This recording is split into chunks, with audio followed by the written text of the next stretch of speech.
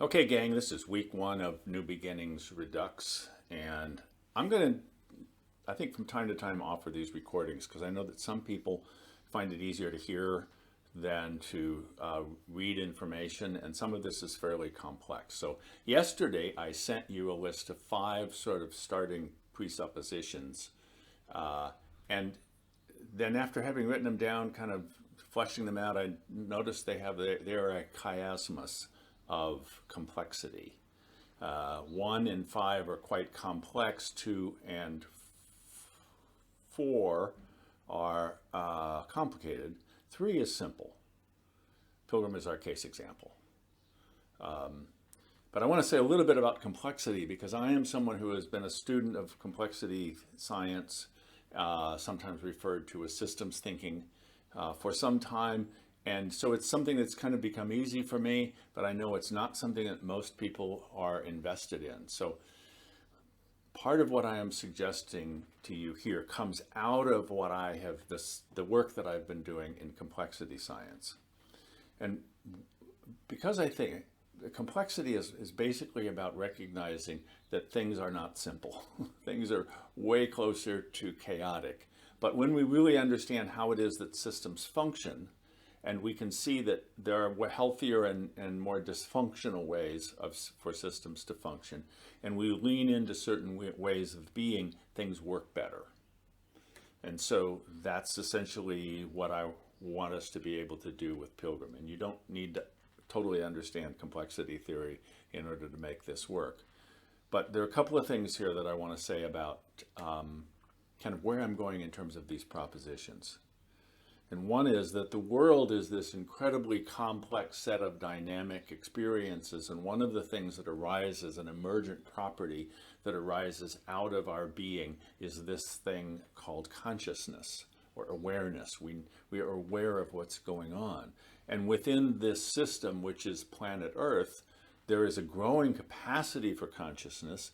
And it does seem that humans have the greatest capacity for consciousness, although there are some humans that don't seem to be all that. They're not taking advantage of what they've been given. One of the things that happens as we become more and more conscious is that we ally with other people who share our consciousness, who are also committed to the same kind of growth. And part of that growth is in terms of our awareness of our own spirituality. How is it that we are connected to the larger world, to that which most truly is, that which is most real? And that in that process of allying with others, we will naturally form local congregations. All right, so that's the kind of complexity of point number one. Point number five, which has to do with how kind of the outcome of our work, is that within this system of which we are a part and of which Pilgrim is a part, and Pilgrim, I want to be clear here, I'm not talking about Pilgrim as us. I'm talking about Pilgrim as a kind of durable loop in systems theory that has continued for many, many years, and we hope to be able to keep it going. But it's going to have to shift because the way that its loop is structured, the structure of a congregation, is such that it's losing energy. It's sort of leaking energy, and we want to be able to do the things that rebuild the energy of the loop, which is what we call Pilgrim. And there's certain ways that it can happen. There's certain choices that we can make on Pilgrim's behalf that will invigorate it again, will bring energy back into the system. And that energy arises when we hold together two things. And one is, when we look at what Pilgrim most authentically is, what is its identity? When it has integrity, what is Pilgrim? What is the center? When Pilgrim is centered in its own being, where is that center? And the other is that in the complex system, which is the world in which we live, there's all of these kinds of things that are needed out there, sort of at the margins.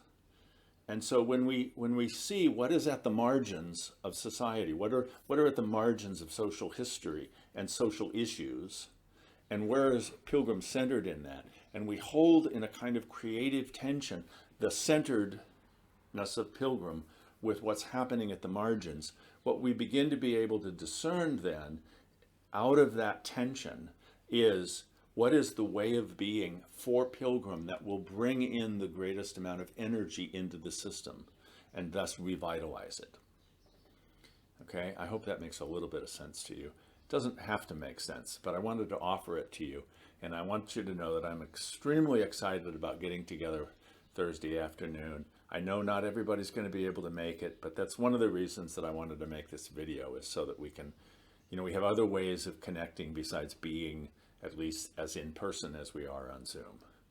Okay, hope to see you tomorrow. Thanks for coming on this journey with me.